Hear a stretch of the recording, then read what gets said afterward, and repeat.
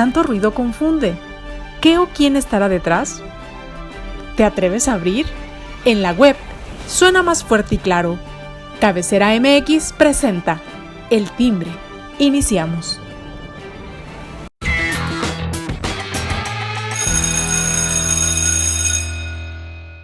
¿Qué tal, amigos? Muy buen día, me da mucho gusto saludarlos. Ya es viernes de fresca mañana, que pues ha caído agüita muy sabrosa en toda la ciudad y bueno, pues eso hace que esté fresco, pero en la tarde, híjole, qué calor, los calores suben.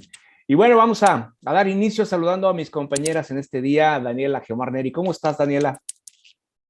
Hola, ¿qué tal? Es un gusto saludarles como siempre. Y aquí listo, querido Alberto, para darle una revisadita a lo que pasó en la vida pública. Así es, bienvenida. Luz Hernández, ¿cómo te va? Hola, ¿qué tal? Muy buenos días. Muy contenta de compartir un timbre más con ustedes. Feliz viernes para todos. Bienvenida. Pues vamos a darle porque hay muchas cosas que platicar. Y bueno, pues lo que es trascendental es el tercer informe de gobierno del presidente Andrés Manuel López Obrador, que pues ha sido muy criticable, ¿no? Este informe por los escasos logros, escasos temas de interés en cuanto a pues los resultados, ¿no? Ha sido muy cuestionado y bueno, pues esto lo dejo a ustedes que son las expertas y que conocen más del tema para que nos platiquen cómo vieron el informe de gobierno. Daniela, ¿cómo estuvo? Gracias. Ahora sí que nosotros tenemos otros datos. Y al margen de cualquier situación, yo quisiera ver si podemos imponer también esta situación para no irme tan larga, pero la verdad es que es una pena que siempre nos quedemos con lo negativo o con lo chusco. Por eso mismo, yo evitaría, si estuviese en la posición del presidente López Obrador, evitaría lo chusco para evitarnos estas circunstancias. Ya sé que no me van a pelar, porque les voy a explicar lo siguiente, y a esto voy. La frase del tercer informe del presidente Andrés Manuel López Obrador es: tengan para que aprendan. Pero nada de esto sucede de manera fortuita. La frase fue trending topic. Sirve además para acercar a la figura presidencial con el pueblo, y ese es el objetivo ulterior. Es decir, de inmediato se enciende el army presidencial para montarse grueso a las redes y hacer crecer este trending topic para que se vea que el presidente es gente del pueblo y que habla con el pueblo. En fin, perdón, al margen de los otros datos que existen además, y al margen también de los detalles de protocolo, a mí me parecen muy destacables algunas circunstancias. Por ejemplo, el hecho de que ya no tenemos el besamanos, aquel gran show que se armaba, que se montaba en torno al informe presidencial. Tampoco tenemos esa gran parafernalia. No fue el show estandopero, que de repente algunos mandatarios también llegaron a hacerlo. En esta ocasión, si ustedes se fijan, ni siquiera hubo un backforo, o sea, no hubo esta cosa detrás donde dijera una mampara, nada, donde hablara del informe, nada. Fue simple y sencillamente con gastos mínimos, en un salón muy pequeño de Palacio Nacional, pero sí con un gran significado, que es el recinto a Benito Juárez. Y algo que de pronto se desdeña, ya haciendo un análisis del contenido y de los hechos gubernamentales, algo que se desdeña es el esfuerzo de la 4T por acabar con los privilegios de los más ricos en México. Y me parece muy extraño que pocos medios lo destaquen. Me refiero a la condonación de impuestos, absolutamente discrecional y como prebenda exclusiva para los cuates. Eso sucedía en las administraciones pasadas. Por ejemplo, jamás se nos informó ni los beneficiarios, ni los motivos, mucho menos los fundamentos legales para la condonación. Imagínense, son 370,000 millones de pesos. De esos, 189,000 millones de pesos correspondieron solamente a 58 empresas. Y con esta administración Sucede también que lo mismo que con otras administraciones presidenciales, estatales, municipales, de cualquier otro partido. Yo pregunto, ¿quién tendría la coincidencia total de los números que nos dan a conocer? Evidentemente no, solamente chequen ustedes cuándo, insisto, hemos estado como población o como opinión pública de acuerdo con todo lo que presumen los gobiernos. Destacaría también otras circunstancias, por ejemplo, el hecho de que hay una mayor presencia y mayor cercanía por parte del presidente y del gobierno federal en las entidades federativas y de manera directa con las y los ciudadanos, pero esto, si gustan, lo podemos ver un poquito más adelante en un breve réplica en la que quisiera explicarles un poquito por qué estimo yo que la alta popularidad del presidente sigue presente y está en niveles de 62%, y que además su partido Morena es una marca todavía altamente rentable. Y bueno, al margen de cualquier circunstancia, también pues, les diría yo, si ponemos en rifa, ¿ustedes creen que va a haber muchos interesados en este monito? Sí, sí lo hay. Jalisco es otro rollo. Jalisco se cuece aparte, igual que otras regiones, pero sí, Andrés Manuel mantiene esta alta popularidad. Y quisiera hacer mención para cerrar esta primera parte, una grave omisión, que a mí me parece una gravísima omisión. No se habló del gran conflicto, de la gran crisis forense que vive México. 52,000 cuerpos que no han sido identificados. Estamos hablando de más de 52,000 familias y sin tomar en cuenta que hablamos de cerca de ya casi 100,000 desaparecidos en México en los recientes 15 años. Entonces, sí creo que debería de hablarse de este tema, porque además se trata de familias que sufren, que no sufren una vez, sufren 2, 3, 4, 5,000 veces por el maltrato gubernamental por parte tanto de la Federación, de los estados y de aquellas instancias que están implicadas. Yo creo que esta es una de las grandes omisiones, sin duda, porque a pesar del desarrollo integral que pueda haber en México, este es un dolor humano que estamos sufriendo en México y que tiene que resolverse lo antes posible, y para ello pues tiene que estar presente en los grandes informes presidenciales. Pues es el punto de vista de Daniela. Usted tendrá su mejor opinión, desde luego, y bueno, vamos a conocer la opinión de Luz. Luz, ¿tú qué nos dices? ¿Cómo encontraste, cómo viste este informe de gobierno del presidente Andrés Manuel López Obrador? Sí, gracias.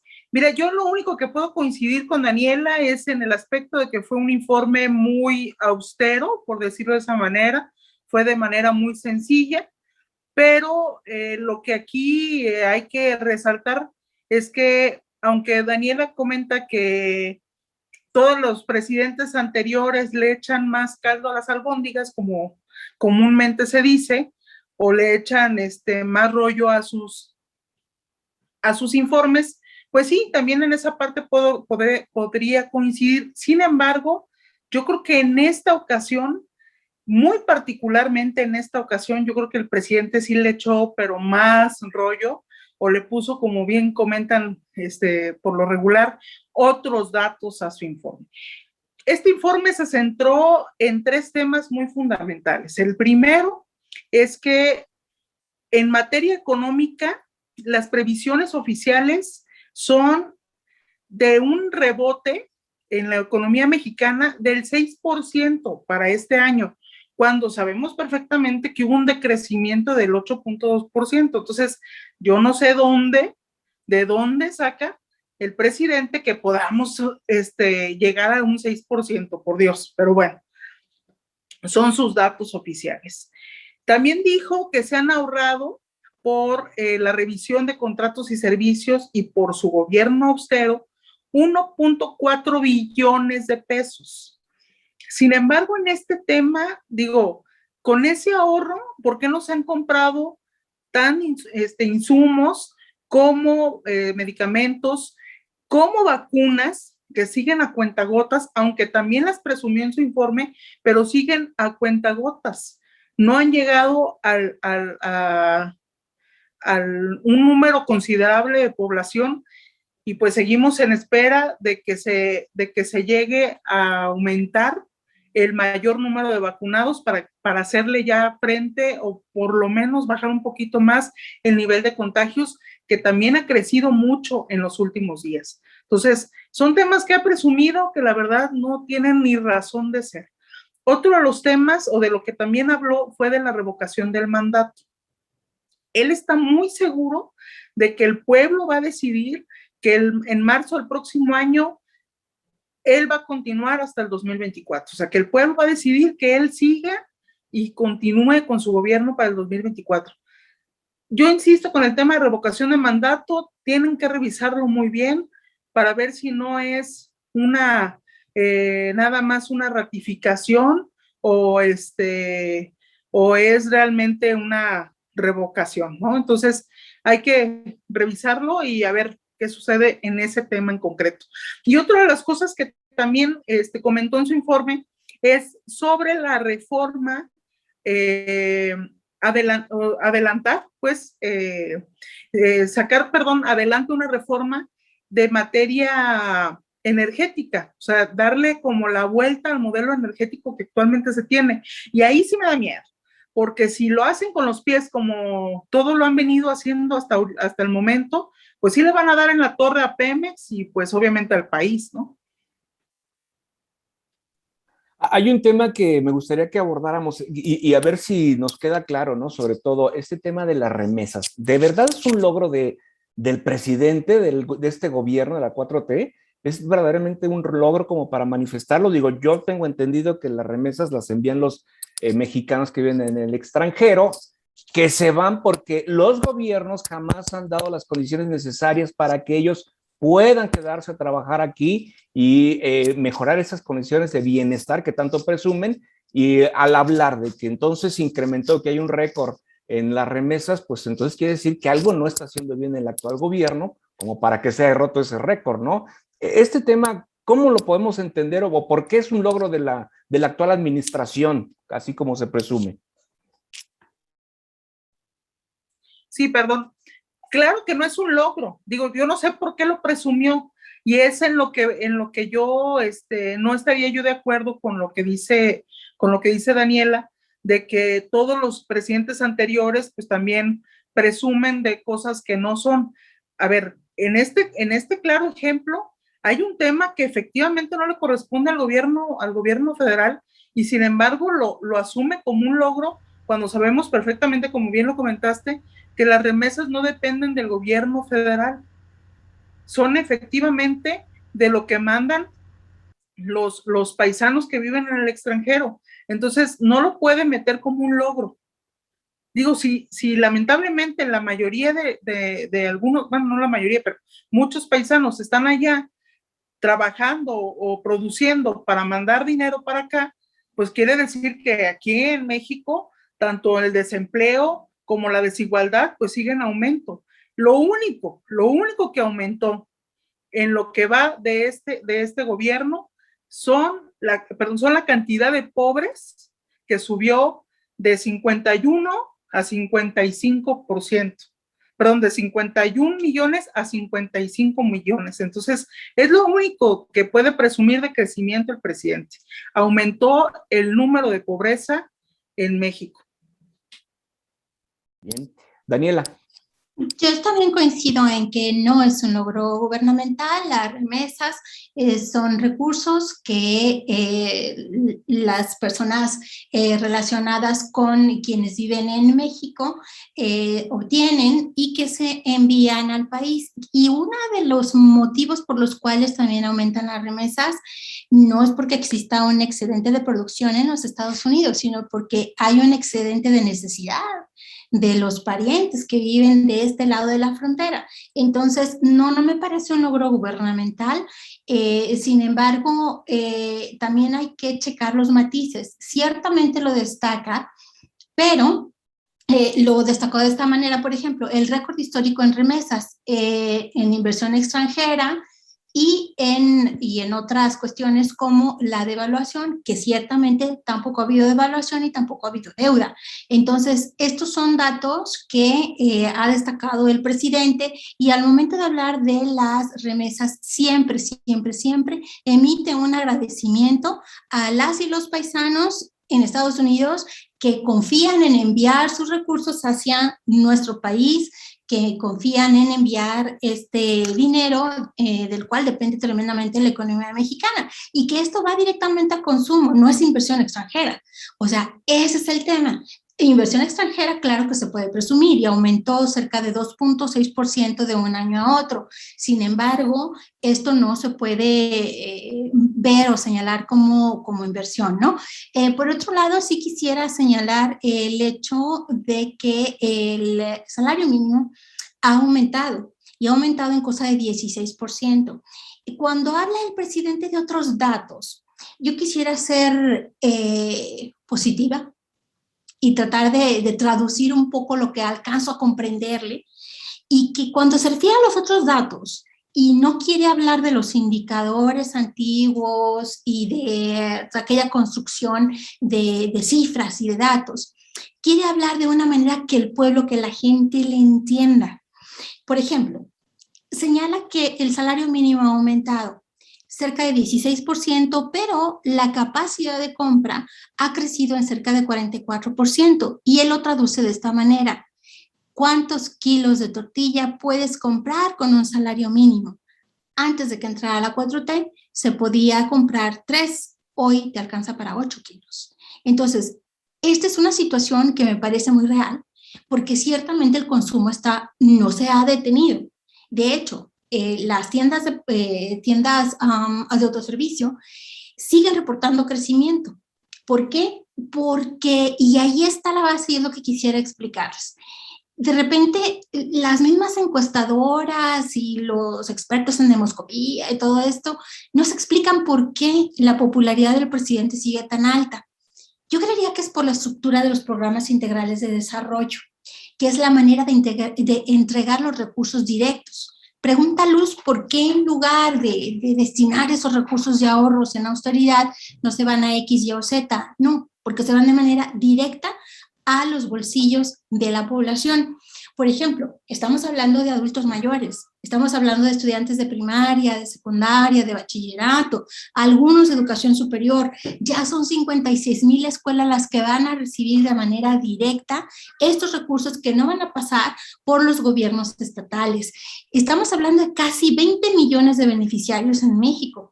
Y ahora algunos de los recursos, por las pérdidas de desastres naturales, ya no van a este fondo, ya no van al Fonden, van de manera directa y mediante un censo que implica que el gobierno federal esté presente, que el presidente esté presente casa por casa con las personas que tristemente sufrieron pérdidas ahora con los desastres. Entonces creo que por ahí está la cosa. Por ahí está el asunto, y por ahí viene que siga alta la popularidad del presidente. Es que ese es el tema, ese es el detalle, que lamentablemente no hay reglas de operación para la distribución de este dinero. Solamente es el dicho de que va para allá, de que va dirigido a los adultos mayores, a los estudiantes de preparatoria, no sé si sigan con el tema de darle a los abuelos para que cuiden a los nietos, no sé. Pero aquí el detalle es que si no hay unas reglas de operación establecidas para la distribución de ese recurso, sí deberían de revisar mejor la opción de comprar más medicamentos, más insumos, porque estamos ahorita en una contingencia mundial. En el caso mexicano, estamos en medio de una pandemia en la que tampoco se ha visto una estrategia real para combatirla, y tampoco hay insumos suficientes ni medicamentos suficientes para poder salir adelante en esta situación. Y también no hay tampoco vacunas suficientes para el resto de la población. Ha venido a cuentagotas, que también es un logro que comentó, y pues realmente pues no es un logro, porque no hemos llegado ni siquiera al 50% de la población vacunada. Entonces, sí está muy complicado. Y aquí, otro de los temas que me gustaría resaltar es a la hora que el presidente dice otros datos, pues sí, mucha gente ya lo toma como chiste, ya es así como que, ay, güey, sí, él tiene otros datos, ¿no? Sin embargo, de sus propios datos oficiales, digo, porque ya hay periodistas, hay gente, ha habido muchas personas que lo han enfrentado con los datos oficiales que vienen en la página oficial del gobierno federal, y sin embargo, él sigue diciendo que tiene otros datos. Entonces, los datos que le dan al presidente, pues no sabemos ni de dónde salen ni de dónde los saca, porque no vienen en las páginas oficiales de instituciones o del propio gobierno federal. Entonces, digo, ahí debería tenerle un poquito más de seriedad. A lo mejor sí es una forma más coloquial de acercarse al pueblo, digo, o de ser del chistoso, pero hombre, es el presidente y no puede estar manejando otros datos que en las instituciones manejen otros datos, o sea, es imposible. Pues es parte de la discusión que se presenta con este informe de actividades del presidente, y bueno, pues usted tiene su mejor opinión con respecto a estos temas que estamos aquí tocando, y pues compártalos en las redes sociales de cabecera, con mucho gusto los leeremos y los escucharemos. Y bueno, vamos a darle vuelta a la página, ¿les parece? Vamos a esta también, pues, aprobación, de cierta manera. En la madrugada del jueves se aprobó ampliar el juicio político a funcionarios que ataquen la democracia y los planes del gobierno. Híjole, es un tema un poquito escabroso, ¿no? Atenta contra, pues, la democracia en cierta forma, ¿no, Luz? Totalmente, totalmente. La verdad es que un madruguete en el Congreso de la Unión por la aprobación de esta ley que se llama Ley de Juicio Político, Ley Federal de Juicio Político y Declaración de Procedencia. Aquí fue aprobada por 266 votos a favor, 205 votos en contra. Ya se turnó al Senado para su discusión y aprobación, a ver en los próximos días qué resulta, pero algo que hay que resaltar de esta ley es que primero elimina la Ley Federal de Responsabilidades de Servidores Públicos por obsoleta y por las ambigüedades que se presentaron. Entonces, digo, de esa manera fue la exposición dentro de la eliminación o para la aprobación de esta nueva ley. Entonces, eliminan la ley de responsabilidades, y otro de los temas que llama mucho la atención es que le da facultades absolutas al Congreso de la Unión, porque, por ejemplo, en el caso por ejemplo, y lo leo textual, si por mayoría absoluta declara el Congreso de la Unión, el Congreso Federal, proceder contra persona imputada, esta quedará inmediatamente separada de su cargo. O sea, el Congreso de la Unión, el Congreso Federal, es el encargado de decidir si una persona se le quita el fuero para llevar un proceso penal o no. Si la Cámara decide no proceder, no habrá lugar a dicho procedimiento. Aquí también es que otro de lo que se menciona en esta ley, en el artículo 35, para ser más específica, es que los congresos locales deberán acatar lo que el Congreso Federal determine en materia de desafuero. Es decir, deja a los congresos locales en ese tema sin autonomía, para que no vuelva a suceder lo que pasó en Tamaulipas, ¿no? Con lo de Cabeza de Vaca, que ellos allá decidieron una cosa y acá querían hacer otra. Entonces, esa parte también es complicada porque esta ley es una clara persecución política que para todos aquellos funcionarios que no estén de acuerdo con la 4T, por ejemplo, entonces, y también un sometimiento a los estados a través de los congresos locales para el tema de desafuero. Entonces, si esta ley realmente ya se aprueba y sale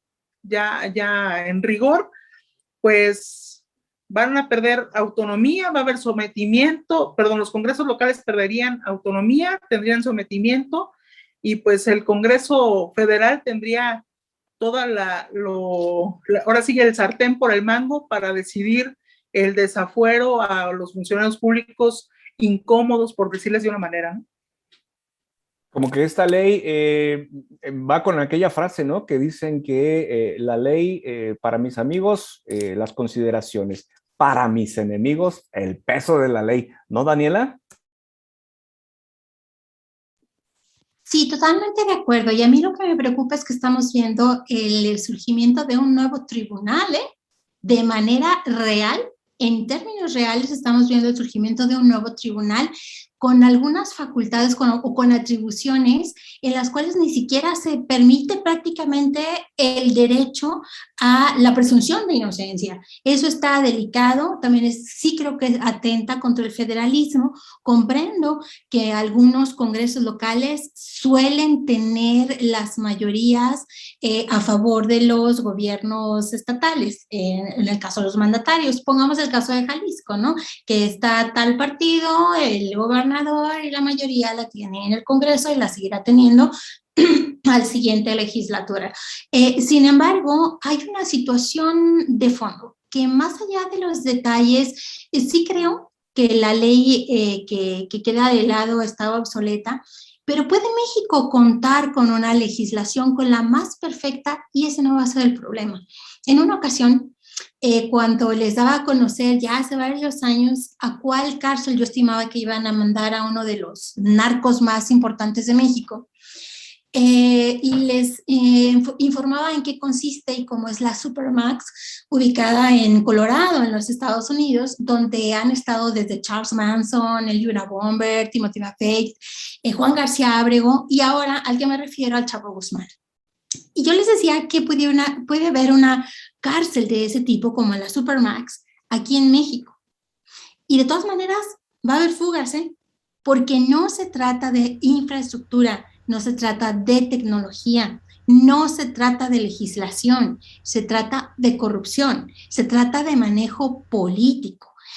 Es el mismo caso. Mientras las leyes se apliquen o se fabriquen con destinatarios específicos, con criterios políticos, con criterios electorales, con criterios populistas, en México seguirá habiendo chivos expiatorios, seguirá habiendo perseguidos políticos, seguirá habiendo sacrificados, porque también del grupo político a alguien le toca, ¿verdad?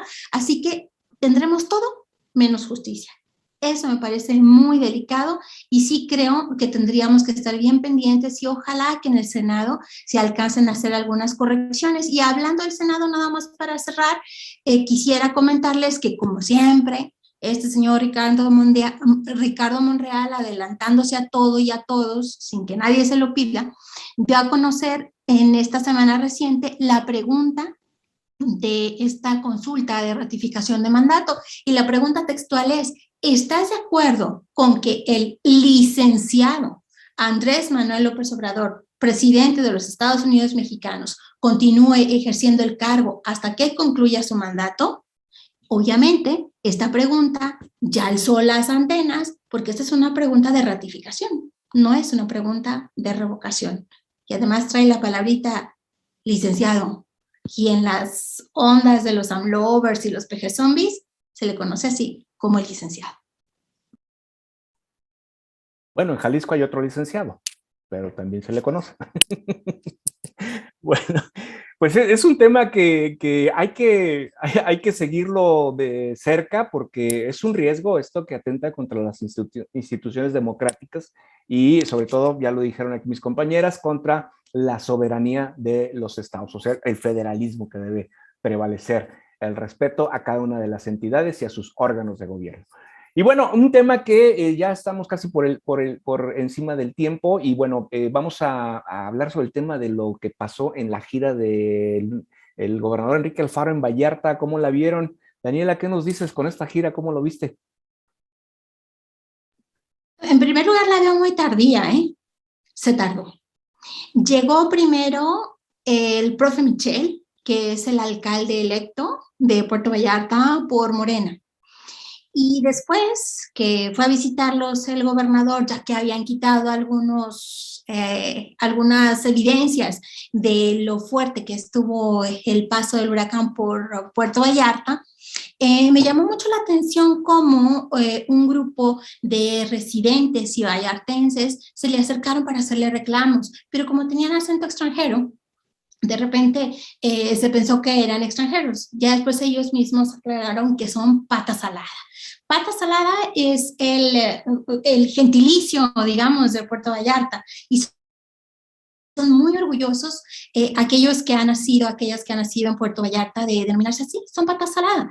Entonces se acercan a Enrique Alfaro y le empiezan a explicar cómo no se realizaron ciertos trabajos de limpieza que ellos mismos habían estado solicitando desde hace mucho tiempo atrás. Y bueno, entonces el gobernador les dice, intenta empezar como un diálogo, trata de escucharlos y dice, sí, entiendo la circunstancia. Y les petan de inmediato, no, tú no entiendes. Y eso termina como que de poner un poquito de puntas o de pestañas. De pelos de punta, pero no, ¿verdad? Sí, iba a decir eso, no, sin ofender, no. El tema, al final del día, es que se prende el gobernador cuando le hablan del alcalde Dávalos. Dice, ¿cómo es posible que no habiendo atendido lo que le habíamos dicho los vecinos, ahora te lo quieres llevar a tu gabinete? Y ya interpreta, Enrique Alfaro interpreta que se trata de una situación política. Y al principio no lo vio así, al principio lo vio, son unos chavos con acento extranjero, ok, déjame escucharlos. Y ya cuando empezaron a hablarle de las personas que él considera y que los estima, bueno, de inmediato se puso una barrera y mejor se fue. Me parece muy lamentable. Es el problema, la incapacidad de diálogo, ¿no? Que hemos visto en nuestros gobernantes últimamente, híjole. Lo mismo pasó con el presidente allá con la coordinadora, pero bueno, son casos que hijo, falta mucho en ese sentido. Luz Hernández, ¿qué nos dices? Así es, pues la falta de empatía, la falta de diálogo, como bien comentas, es lo que les hace falta, es de lo que carece tanto el presidente como el gobernador. La verdad es que a mí me representan estos dos vallartenses, que yo en un principio pensé que eran extranjeros, pero estos vallartenses me representan. Yo realmente mi reconocimiento para ellos que hayan enfrentado hacia el gobernador y que le hayan dicho sus verdades. Y qué lamentable que el gobernador pues haya decidido huir y ya no continuar con el diálogo con ellos. Y obviamente ellos se prendieron, ellos de alguna manera se les notó la molestia porque el gobernador hasta como minimizó su queja, ¿no? Entonces, pues cómo, ¿no? Si ellos viven ahí, trabajan ahí, digo, el muchacho comentó que tenía su negocio ahí, entonces, pues quiere decir que son personas emprendedoras que pagan sus impuestos y que de alguna manera pues tienen que ver resultados en dónde se va su dinero que ellos aportan. Entonces, qué lamentable que el gobernador haya decidido mejor retirarse y no continuar ni escuchar a los demás. Insisto, pues es la falta de empatía y de diálogo, ¿no? Que lamentablemente tiene tanto el presidente como el gobernador aquí en Jalisco. Yo creo que, digo, en la experiencia he visto otros gobernadores que se han presentado o se han enfrentado a este tipo de situaciones, pero son más políticos, ¿no? Y lo que hacen es, bueno, te dejo aquí a mi asistente, a mi secretario, tómale los datos y aquí vamos a ver de qué manera te ayudamos, te resolvemos. Y le das una salida al tema, ¿no? Digo, hay que usar a veces esto de arriba, pero darle ese sentido, ¿no? Y eso sería, yo creo que más gratificante, bueno, digo, al menos me escuchó, ¿no? ¿Sabes qué? Déjame seguir, traigo una agenda, pero mira, aquí te dejo a mi asistente, tómale los datos y vamos a investigar a ver qué hacemos. Pero bueno, son los mandatarios, ellos sabrán cómo resuelven los problemas que se les presentan. Oye, y el gobernador... Oye, y el gobernador dice, es un asunto político, ¿no? Pues así lo hubiera resuelto, ¿no? Políticamente, caray. Políticamente correcto. Pero bueno. Oye, además, nadie va a manifestarse por gusto, ¿eh? No. Es por necesidad. Claro. Sé que hay quienes se dedican a eso, pero la neta es que en realidad es por necesidad. Y además estos chicos estuvieron mencionando en cada momento la situación del niño. O sea, que no lo rescataron. Sí, o sea, eso fue tremendo. Y otra cosa, los resultados electorales recientes en Puerto Vallarta te hablan de que no es una situación realmente política. Ahí estuvo tremendo. Fue un resultado súper sorpresivo donde 3 partidos políticos estuvieron súper cerca. Y si esta campaña se hubiese tardado un mesecito más, el que ganó no hubiera ganado, ¿eh? Eso O sí. sea, se los puedo casi asegurar. Por lo tanto, no creo que se trate de una cuestión partidista, político partidista, y qué feo que siempre tengamos que llegar a la descalificación por tal de no escuchar a la gente. Yo creo que deberíamos de tener esa filosofía de yo sí te creo. Primero sale, te creo, y después investigo. Así es. Pues bueno, la mejor opinión, insisto, es la que usted tiene y compártanla porque así es como nos podemos informar de lo que usted piensa y de lo que usted considera importante o sugiere. Yo les agradezco, Luz, Daniela, gracias por este viernes. Espero verlas el próximo viernes también con más del timbre. Yo aquí lo espero a usted el próximo lunes. Que tengan un excelente fin de semana. Hasta entonces.